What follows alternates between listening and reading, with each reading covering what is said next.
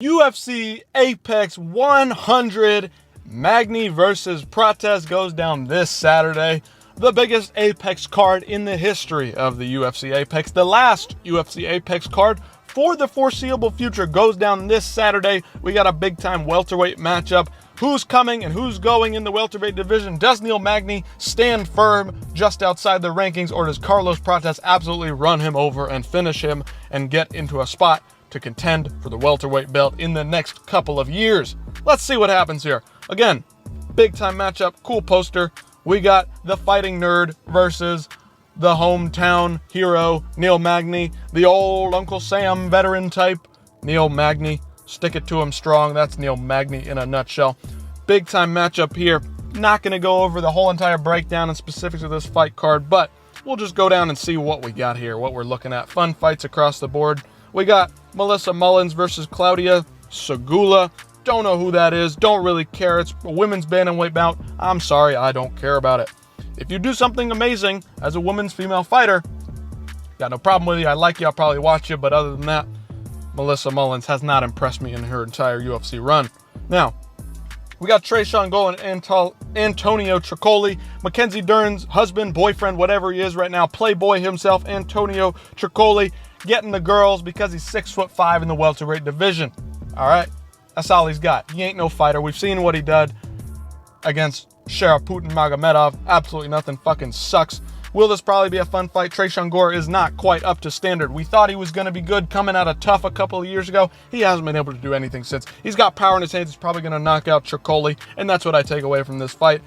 Don't really care about that one either. But we got Cody Stamann and Devon Blackshear. This one's going to be a fun matchup. A bantamweight mainstay, Cody Stamann, outside the top 20, top 25 of bantamweights in the UFC, and Devon Blackshear, an athletic freak of nature. Devon Blackshear, I expect to get the win here. Cody Stamann, though, is a tough veteran. He'll hang in there. He'll make it a tough fight, but expect Devon Blackshear to have a great performance. He's fun to watch. Tune in. That one's going to be a good one. Matthew Semmelberger and Charles Radke, the guy who gets on the mic and throws around the absolutely hilarious words that he does. Love the guy. He's funny after the mic, I gotta admit. Charles Radke's the favorite in this one, but this one's going to be a scrap. These guys are going to go in there, throw down, sling it. It's going to be a fun one. These guys are not the top of the heap. They're not the cream of the crop in the welterweight division. Absolutely not. These guys are just outside of the top, 50 of welterweights. Like, they're not that good, but they're fun to watch. They both go in there and slang and bang, and I expect it to be a fun one.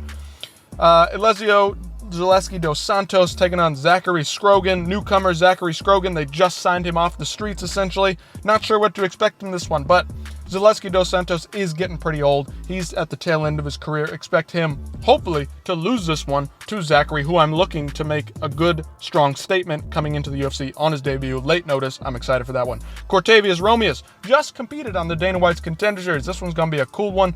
Gaston Bolaños has not been very impressive. He's one of these solid, crafty, well-rounded kind of guys, but Cortavius Romeus is just a hell of an athlete. Was very, very fun to watch in his Dana White's Contender Series bout. I expect him to just run over Bolaños, but who knows, because Dana White's Contender Series matchups, you don't know what's happening there. Karolina Kowalkiewicz to headline the prelims against Denise Gomes. Listen, Karolina Kowalkiewicz, she's a decent-looking actual female. Denise Gomes, not sure where this lies exactly, but she's strong, she's powerful. I expect her to get the win against Karolina Kowalkiewicz, but Karolina probably the more technical fighter. So this could end up being a decent scrap between a gutsy, all-out fighter, Denise Gomes, come forward, press the pressure on you, and just smash through your face, versus the technician in Karolina Kowalkiewicz. Not sure who's going to win that one exactly. I don't really care too much about it. Maybe Karolina will, go out on a win and retire here. That's what I'd like to see personally. All right, Mansour Abdul Malik also just competed on Dana White's Contender Series. Wasn't a big fan of his performance personally, but Dusko Todorovic, this guy, listen, he's not a bum. He's kind of athletic. He's got that explosive ability in him. I don't know who's going to win this one, but if I had to put my money somewhere, it's probably Mansour getting a fun knockout. So we've got a couple of fun fights on here. Prelims, we got a couple of fights in the middle. Like, I wouldn't tune in until after the Tresean Gole fight if you're just looking for fun fights. These two fights in the middle, Devon Blackshear, Cody Stamann, Matthew Semmelberger, Charles Radke, that's probably going to be a good one. Rest of them, hit or miss for me. Anyway, Luana Pinheiro versus Jillian Robertson, Jillian Robertson, tough, crafty vet, great jiu-jitsu. Luana Pinheiro, I don't know, I've just not been impressed by her too much. She's gotten a couple good wins under her belt. She's attractive, but like that's pretty much all she's got going for her. This is strawweight MMA. Jillian Robertson, she's probably just too tough of a vet. She's too experienced in the game. She's been around MMA for a very, very long time. I don't know. It is what it is. It's an Apex card. It's a women's fight. It is what it is. Anyway, who do we have here? Reinier de Ridder still doesn't have a picture for the UFC, but damn, I'm excited for this one. Gerald Meerschaert, the man himself, the third round killer. Gerald Meerschaert, fun fighter to watch, has the most finishes at middleweight, or the submissions. I don't remember if it was finishes or submissions, but he got the most of one of those in the middleweight division all time. Gerald Meerschaert has been around for forever, and he's taken on a younger guy, but a guy who's also been around. If you don't know what one championship is, go check it out. Reinier de Ridder ran through nearly everyone in one championship until he ran into Anatoly Malikin, one of the best heavyweights outside of the UFC. Could probably compete with some of the top 5 guys in the heavyweight division right now. Reinier de Ridder has only lost to him so far. This is going to be a good one to test where Reinier de Ridder is. 2 grapplers. Reinier de Ridder is one of the most accomplished grapplers in MMA.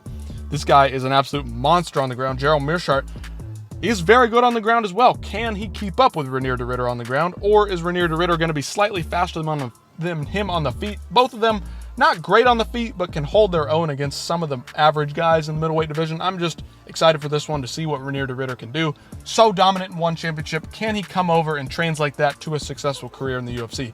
We shall see. Ricky Turcios, Bernardo Sopage. Bernardo Sopage is that guy who got that crazy flying knee knockout, except he was on the reverse side of getting it. He received a knockout via flying knee because he turned away from his opponent like an idiot. Ricky Turcios, he's a fun character, has great interviews, great personality, but the dude cannot fight. He throws pitter-pat shots and is not fun to watch. Neil Magny, Carlos Prates finally in the main event. This one's going to be a banger. Either Neil Magny, and I don't like to watch Neil Magny fights. I think he's boring. I think he's awful to watch. But man, the guy is just a tough veteran. And if Carlos Prates does not mind his P's and Q's, Neil Magny is going to go out there and put the pressure on him and test him like he has never been tested before. Neil Magny, to his credit, I do not like to watch him, but this guy is a great martial artist. He is well-rounded. He's tough. He's got the cardio to go all 5 rounds. Carlos Prates has to finish this guy because you can't let Neil Magny hang around. This one's going to be a fun one. I hope Carlos Prates gets it done. The fighting nerds right now are on top of the world. One of the most exciting teams in the history of MMA, if not the most exciting fighter to fighter. Mauricio Ruffi, Gene Silva, Caio Borralho, Carlos Prates. These guys are running the world right now. Very, very exciting stuff. I'm excited to see what Carlos Prates can do. Can he run over Neil Magny in the fashion that he needs to do? That's the question here in this one. Anyway, let me know what you guys think about this one in the comments down below, and I'll see you in the next one.